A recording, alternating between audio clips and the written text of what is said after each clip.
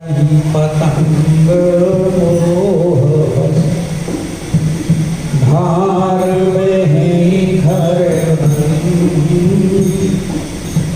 ते नहीं सूर कहावही समुझी घुमति मंगल जिया पति राम जय जय राम मेरे प्रभु राम जय जय राम करो कल्याण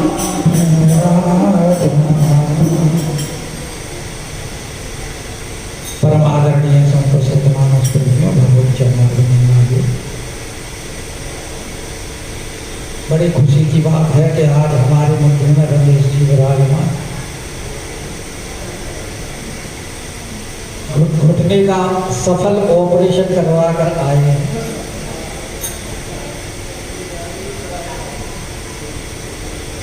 टांगे तो वैसे ही मजबूत नहीं थी, अब और ज्यादा मजबूत हो गई।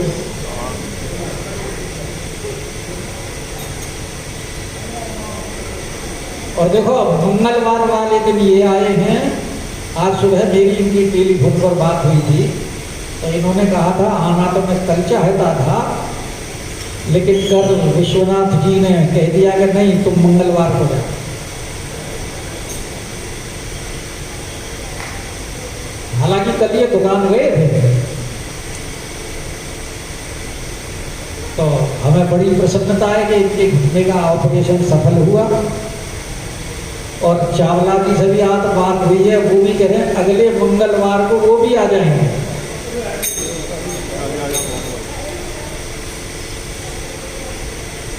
क्योंकि आज उनको भी एक फ्लोर ऊपर से नीचे सीढ़ियों की प्रैक्टिस करा दी है उतरने की।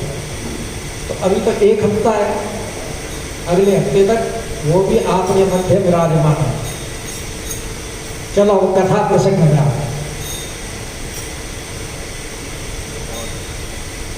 तो लंका कांड के अंतर्गत आप अमृत रावण संवाद सुन ही रहे हैं।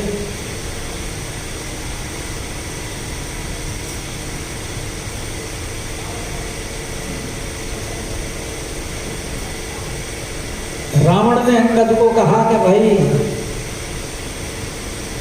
तू बार बार अपने स्वामी का ये बड़ाई करता है बल की, और मैंने कितने कितने बड़े काम किए हैं, मेरे बल की बड़ाई नहीं करता।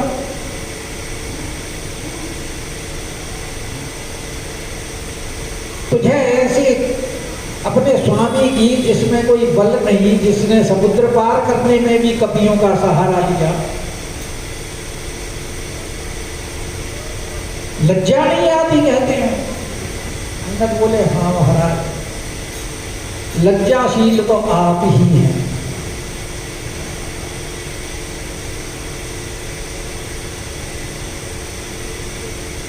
क्योंकि जो लज्जावान व्यक्ति होता है वो अपने मुंह से अपनी प्रशंसा नहीं करता, इसीलिए आपने अपनी प्रशंसा नहीं की है। क्योंकि आपने भी बड़े बड़े बहुत बड़े बड़े कार्य कर रखे हैं और अब तक उनका वर्णन मेरे सामने नहीं किया।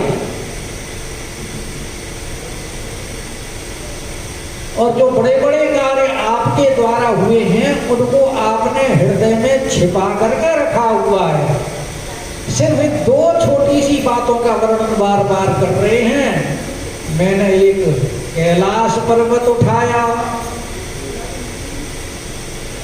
और अपने सिर काट काट करके हवन की, और जो आपने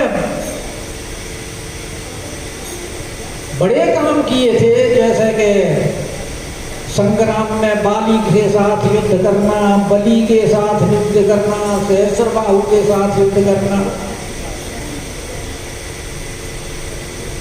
उनका वर्णन नहीं किया।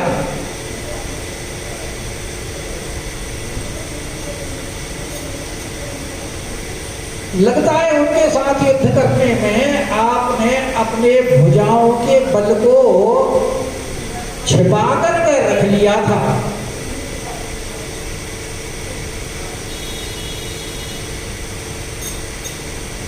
और इन दो घटनाओं का बार बार वर्णन करते हैं। तो इन दो घटनाओं के कहने से कौन से आप बलशाली हो जाओगे?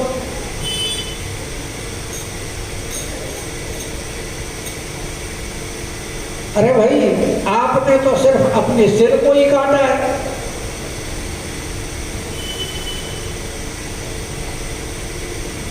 जो इंद्रजाल करने वाले होते हैं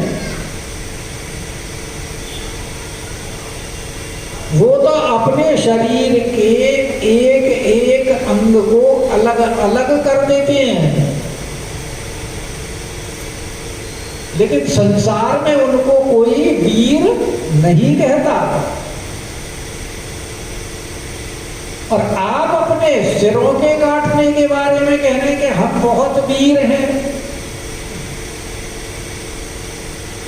अगर इस हिसाब से देखा जाए तो आपसे ज्यादा तो वो इंद्रजाल करने वाले वीर हैं जो एक एक अंग को काट देते हैं। आपने तो सिर्फ सिर ही काटे हैं।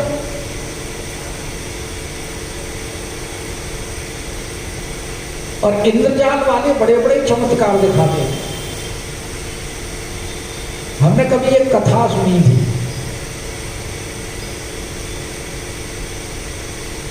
क्योंकि काफी पहले सुनी थी तो उसकी स्मृति धुंधली है थोड़ी सी, कि किसी राजा के राज्य में कोई जादूगर रहता था।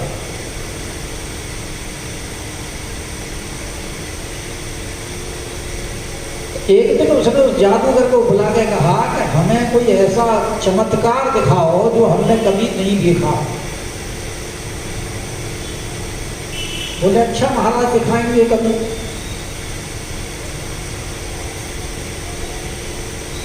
कुछ समय बाद वो आया राजा के दरबार में। राजा से बोला कि जी आज हम आपको एक जादू दिखाते हैं। तो पहले तो छोटे मोटे जादू दिखाता रहा, फिर उसने एक सूत का गोला निकाला और उसका एक छोर नीचे पकड़ा और ऊपर फेंक दिया। तब ऊपर चढ़ता हुआ वो सूत चला गया।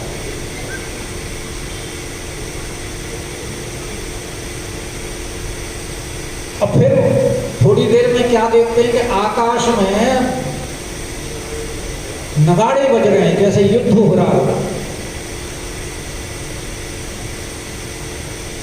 और आवाज आने लगी जैसे बहुत भयंकर युद्ध हो रहा है, मार काट मची हुई है।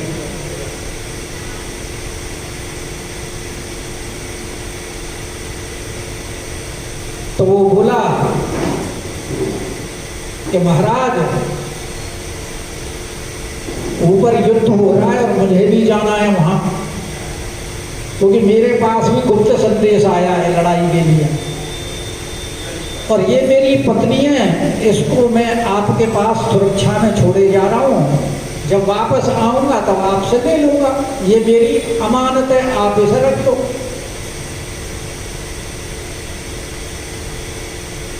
और वो उस सूत के धागे को पकड़ करके ऊपर चढ़ गया और गायब हो गया। और ऊपर युद्ध के नगाड़े बज रहे हैं, आवाज आ रही है। और थोड़ी देर में क्या होता है कि उसके एक एक अंग कट करके नीचे गिरने लगते हैं, हाथ पैर सिर धड़ ऐसे।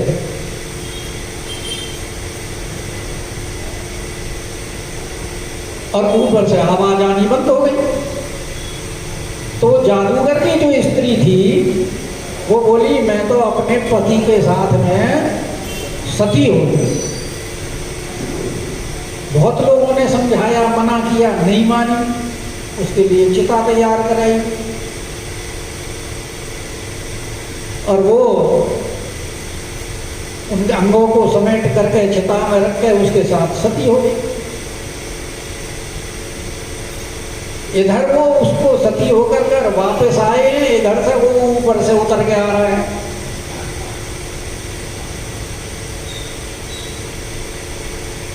और राजा से बोला कि राजा हम युद्ध जीत गए हैं और मैंने आपके पास अपनी धरोहर रखी थी, वो मेरी दे दो।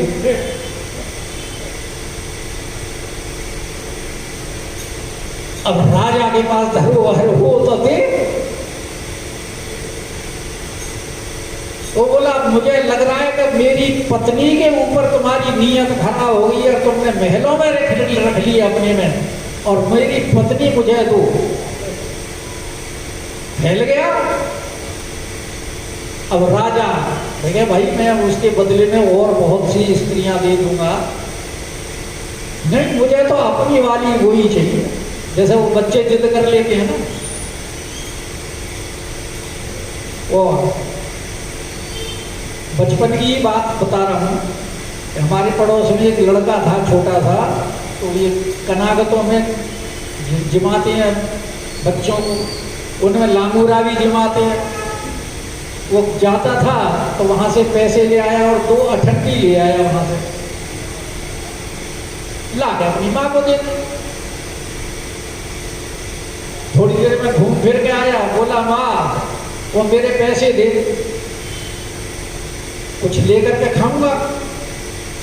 और उसके वो खर्च हो गए, घर में ऐसे ही होता है। उसने कहा कि ये दे रुपया, बोला नहीं मुझे तो अपनी वही 2 अठन्नी चाहिए।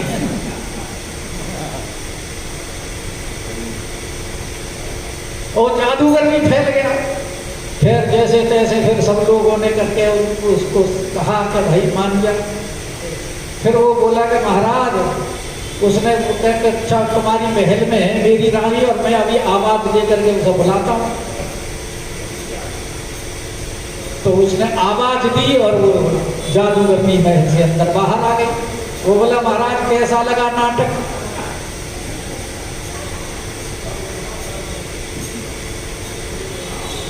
तो इंद्रजाल तो ऐसे, जो इंद्रजाल करने वाले होते हैं वो बड़े बड़े चमत्कार दिखाते हैं। तो वही बात अंगद जी कह रहे हैं कि इंद्रजाल कहूं अरे कहिए ना पीरा, लेकिन उनको कोई वीर नहीं कहता कि काटाई नीचे करे सकल शरीरा। वो अपने सारे सिर को भी उतार देते हैं तो भी उनको कोई वीर नहीं कहता।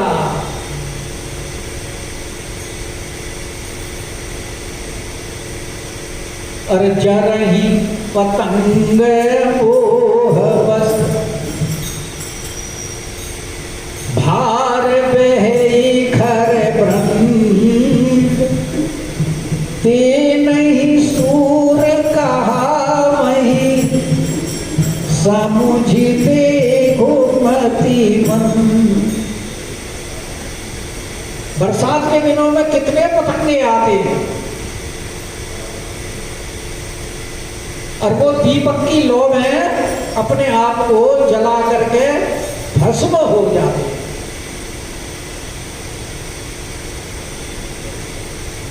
वैसे इस उदाहरण को आसक्ति के प्रति दिया जाता है।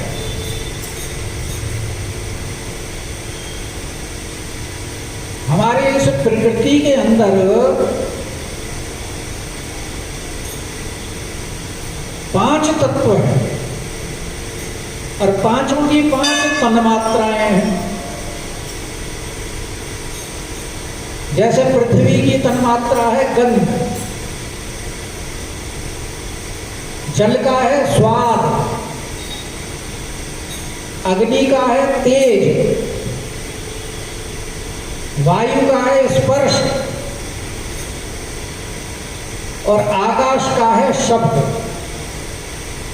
और ये पांचों का अनुभव हम अपनी 5 ज्ञानेंद्रियों के द्वारा करते हैं।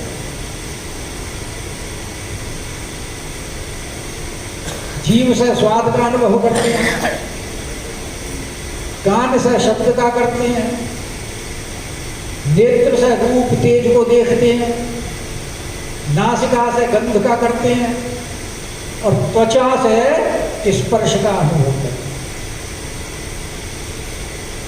और हमारी ये 5 ज्ञानेंद्रियां इन 5 विषयों में हमें दौड़ा रही हैं। तो उदाहरण ये दिया जाता है कि गंध का स्पर्श कौन करता है? भंवरा।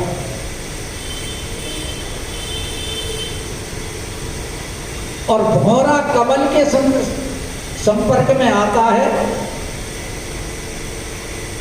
रात्रि को कमल बंद हो जाता है तो भंवरा भी उसके साथ बंद हो जाता है। लेकिन वो गंध की वजह से वहां से निकलता नहीं है, जबकि उसके अंदर इतनी शक्ति होती है कि काठ में भी छेद कर देता है, लेकिन वो कमल के कोमल पंखुड़ियों से अपने आप को नहीं निकालता, नहीं रहता है। और सुबह जब हाथियों का झुंड आता है तो कमल नाल को तोड़ करके कमल के साथ कोहरा भी खत्म। एक इंद्रिया के विषय भोग से जीवन लीला समाप्त। हिरण स्वर के बारे में जो संगीत होता है, संगीत का बहुत शौकीन है। तो ये पकड़ने वाले हिरणों को क्या करते हैं? मधुर संगीत बजाते हैं, हिरण मुक्त होकर के चारों तरफ आ जाते हैं और फिर उसको पकड़ लेते हैं। मछली स्वाद के स्पर्श में आती है। हाथी स्पर्श त्वचा का, उसके द्वारा एक हाथी बीच में बांध दिया जाता है, चारों तरफ का खाई करती जाती है, हथनी बांधी जाती है और वो हथनी के साथ मिलने को आता है तो खाई में गिर जाता है, फिर उसको पकड़ ले। और पतंग का तेज रूप का लोभ ही होता है। पतंग के संदर्भ में ये बात याद आई तो कहते एक एक जीव एक एक इंद्री के वशीभूत होकर अपनी जीवन लीला समाप्त कर लेते हैं। तो अरे मनुष्य, तुम तो पांचों इंद्रियों के वशीभूत है, तेरी क्या गति होगी? इसलिए अगर अपना कल्याण चाहते हैं तो अपनी इंद्रियों को विषयों से जो बहिर्गमन करती हैं इंद्रियां, क्योंकि इनको विषय भोग की आदत हो गई है अनंत जन्मों से, और इसलिए ये बहिर्गमन करती हैं, बाहर विचरण करती हैं। इसलिए इनको जब तक तुम अंतर्मुखी नहीं करोगे, विषयों से नहीं हटाओगे, तब तक कल्याण होना संभव नहीं है। यही बात पातंजलि योग दर्शन में गई है। वृत्ति सारूप्य रक्त, जैसी जिसकी वृत्ति होती है वो चारों तरफ उसी प्रकार विचरण करता है। योग का अर्थ ये है कि अपनी चित्त की वृत्तियों का निरोध करो। निरोध का मतलब रोको, जो तुम्हारी चित्त की वृत्तियां बाहर जो विचरण कर रही हैं, इनको बाहर विचरण करने से रोक करके इनको अंतर्मुखी करो। जब ये अंतर्मुखी हो जाएंगी तभी तुम्हारी स्वरूप क्या है, तुम कौन हो, तदा दृष्टु है स्वरूपे अवस्थानम, तब तुम्हें अपनी अवस्था का बोध होगा। अभी तक तो हम इस शरीर को मैं माने हुए हैं, हम ये शरीर नहीं है, क्योंकि हम कहते हैं मेरा शरीर। तो मेरा कहने वाला कौन है? यानी कि शरीर जिसका है वो तो कोई और है, तो हमने उसको पहचानना है, क्योंकि जहां मैं और जहां मेरा है वो सब माया है। यही तो लखनलाल जी को राम जी समझा रहे हैं। मैं मोर तोर ते माया तेही बस की निकाया का मतलब समस्त जितने भी हैं।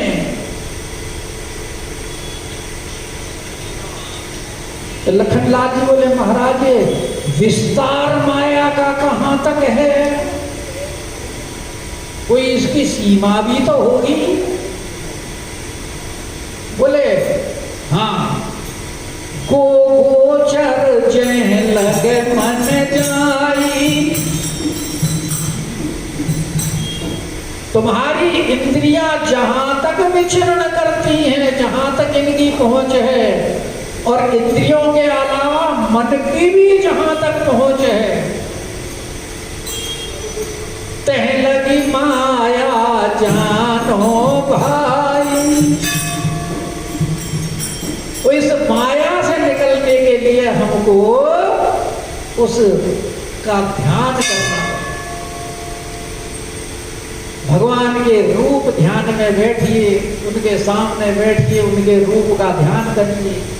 कैसे इनके नेत्र हैं, कैसी नासिका है, कैसे होठ हैं, कैसा मुखारविंद, कैसे हाथ हैं, कैसे चरण हैं, कैसा श्रृंगार किया हुआ है, उनका रूप ध्यान करिए और उसमें आनंद लीजिए।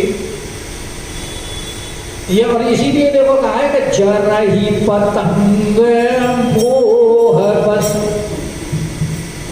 अन्नत जी महाराज भी करेंगे पतंगा वैसे ही नहीं देता, मोह बस चलता है। और मोह बस जो हो, मोह के जो वशीभूत होता है, वो ज्ञानी नहीं होता, वो अज्ञानी होता है। इसीलिए रावण को कहना है, अरे मंद बुद्धि, समझ देख मति मंद। दोहे में ही कहा इसमें, जरा समझ देख कि जो पतंगा मोह के वश होकर के जल जाता है, वो कोई शूर नहीं कहलाता। क्योंकि जब तक जीव मोह के वश में है, जब तक तो 84 में वो भ्रमण करता है। और तू कह रहा कैलाश उठाया, भार उठाने से कोई बहादुर होता है कि भार में खरे ब्रह्म। गधे के ऊपर कितना भार लाद दिया जाता है।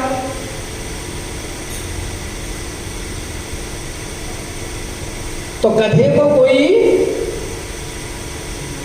शूरवीर नहीं कहता कि भाई इतना बोझा लाद के ले गया, बहुत शूरवीर है। अच्छा, जो शास्त्रार्थ करते हैं विद्वान, उनके लिए भी यही बात है। जो शास्त्र पहले हुआ करते थे शास्त्रार्थ, अब तो वो परंपरा ही कम हो गई है, तो उनके साथ छपड़े चलते थे, उनमें ग्रंथ के ग्रंथ होते थे। तो वो वृंदावन में अखंडानंद सरस्वती जी कई बार दृष्टांत दिया करते थे कि ग्रंथ पढ़ लिए, बहुत ज्ञानी हो गए, बहुत ज्यादा दूसरों से शास्त्रार्थ करते हैं, लेकिन अगर स्वयं में अनुभव में नहीं लाए तो वो गधे का भार ढोरे, वो ज्ञान नहीं है। जैसे गधे के ऊपर किताब लाद देते हैं और वो लेकर के चल देता है, वो सिर्फ ऐसे ही गधे का भार ही ढोरे। अखंडानंद जी कहा करते थे, आप तो बड़ी अच्छी तरह जानते हैं कि चरही पतंग मोह बस, और भार पे ही खर भ्रम। ते नहीं सूर कहा वही, अरे समझी देखो मति मन। अरे मूर्ख, तू समझ और देख, और फालतू बात बढ़ाने से क्या फायदा। अब जानी बात बढ़ावे खल करही, सुने माम बचन माने परिहरही। क्या बात बढ़ाने से कोई फायदा नहीं है, ऐसी बात नहीं है। मैं भी बहुत बलवान हूं, मैं भी तेरे को जवाब दे सकता हूं। मेरे अंदर इतनी सामर्थ्य है कि मैं खुद ही तेरे को जीत सकता हूं, लेकिन फिर भी मैं तेरे को समझाता हूं। सुन मम वचन, मेरी बातों को सुन, लेकिन उसके लिए मान परिहरि, सबसे पहले अपने अभिमान का त्याग कर, क्योंकि अभिमानी व्यक्ति कभी किसी की बात नहीं सुनता।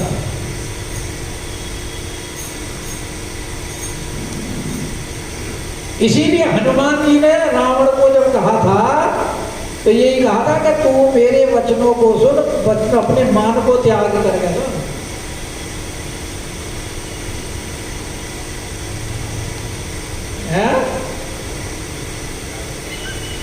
नहीं, उससे पहले भी कहा है कि मेरे वचनों को सुन, 22वें दोहे में सुनहु मान तजी मोर सिखावन, कि है वचन सुनो रावण, इस तरह से है ना वो चौपाई। तो यहां भी वही कह रहे हैं, सुनो मम वचन मान परिहरहि, कि सबसे पहले अपने मान को त्याग, उसके बाद मेरे वचनों को सुन। कि तू जो कह रहा है कि अगर राम बहुत बलशाली थे तो मेरे पास बार बार दूत क्यों भेज रहे हैं शक्ति करने के लिए, इसका मतलब उनके अंदर कोई बल नहीं है। तो अंगद जी महाराज कह रहे हैं कि मैं तेरे पास दूत बन करके नहीं आया हूं, 10 मुख में न बसीठी आया हूं, मैं पत्रवाहक नहीं हूं, पोस्टमैन बन के नहीं आया। अरे मेरे पिता की तेरे पिता के साथ मित्रता थी, उस संदर्भ में उस संबंध से मैं तुझे समझाने आया हूं। और ऐसा ही भगवान ने स्वयं असह विचार, उनकी भी यही धारणा है कि अगर ये समझ जाता है तो समझा दिया जाए, क्या फायदा युद्ध करने से।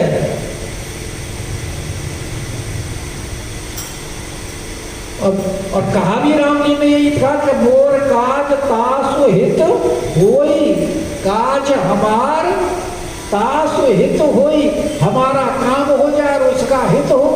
तो इसलिए कह रहे अस विचार रघुवीर, रघुवीर है वो, उन्हें तू कमजोर मत समझ। जो तू समझ रहा है कि वो बलहीन है इसलिए तेरे से शक्ति चाहते हैं, वो वीर हैं, युद्धवीर हैं, लेकिन साथ में दयावीर भी।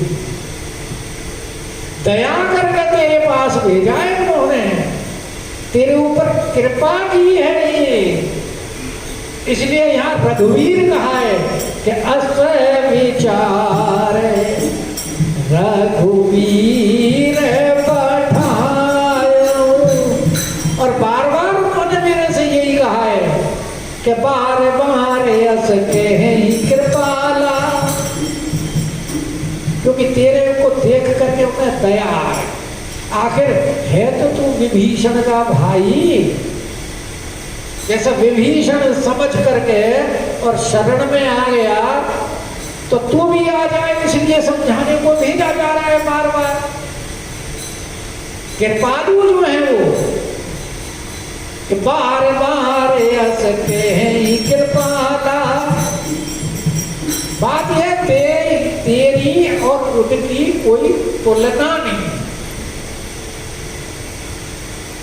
कहां हाथी और कहां तेरे जैसा गीदड़। अगर हाथी गीदड़ को मारने लगे तो हाथी को लोग यही कहेंगे, अरे भाई हाथी ने गीदड़ मार दिया। राम जी को ही कहेंगे कि नहीं गजारी जसु, हाथी को इसमें यश नहीं मिलता। अगर वो गीदड़ को मारे बधेश्वर का, ऐसे ही अगर राम जी तेरे को मारते हैं तो राम जी को इसमें यश नहीं मिलेगा। अरे मन महु समुझी वचन प्रभु मेरे, और भगवान के उन वचनों का स्मरण करते हुए, क्योंकि उन्होंने तेरे को समझाने के लिए भेजा है। नहीं तो जैसे तू बोल रहा है हमारे प्रति और हमारे स्वामी के प्रति, सहु कठोर वचन सठ तेरे उन वचनों को मैं सह रहा हूं, वरना तो गुस्सा तो इतना आता है कि अभी तेरे मुंह को तोड़ दे। ना ही तकरी मुख भंजन तोड़ा, मेरे अंदर इतनी ताकत है कि मैं अभी तेरे मुंह को तोड़ सकता हूं और ले जाते उसी तही पर जो, और जानकी जी को जबरदस्ती लेके जा सकता हूं यहां से। लेकिन मुझे प्रभु की आज्ञा नहीं है। जाने तब बल अधम सुरारी, क्योंकि मैं तेरे बल को भी जानता हूं तो कितना बलशाली है। तेरे अंदर तो जरा भी बल नहीं है। अगर होता तो सुने हरियाणी पर पराई स्त्री को, और वो भी सुने में हरण करके ले आया। अरे राम जी की तो बात छोड़, लखनलाल जी के सामने भी तेरी जाने की हिम्मत नहीं हुई। उनके सामने भी तू नहीं जा पाया जानकी जी को लेने के लिए। और ये उल्हाना मंदोदरी भी आगे देगी। रामानुज लघु रेख खचाई, सो नहीं लागे अस मनुसाई। इतनी भी बहुत मंदोदरी कहती है रामानुज के उनके छोटे भाई ने एक लकीर खींची थी, वो तो तुमसे लाठी में ही गई, और यहाँ डींग मारते फिरते हो मैं वीर हूं। और यही बात ये लखन यहाँ कह रहे हैं अंगद जी कि जाने पले अधम सुराज, देवताओं के शत्रु तो तुम हो, लेकिन तुम्हारा बल कुछ नहीं है। अगर बल होता तो कुत्ते की तरह वहां नहीं जाते जानकी जी को चुराने के लिए। चितई स्वान की नाई,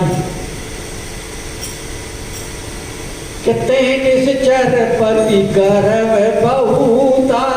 तू सोच रहा है कि मैं निशाचरों का राजा हूं और बहुत ज्यादा मुझे घमंड है, तो तू तो देख यहाँ पूरी सेना के साथ राजभवन में सबके सामने विद्यमान है, और मैं देख अकेला तेरे में रघुपति सेवक कर तूता।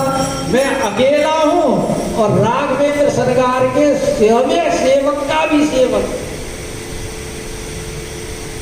क्योंकि राम जी के सेवक सुग्रीव और अंगद जी अभी उनके सेवक हैं कि मैं रघुपति सेवक कर तूता। उनका दूती ही तो हूं मैं, तो सेवक का सेवक दासानुदास।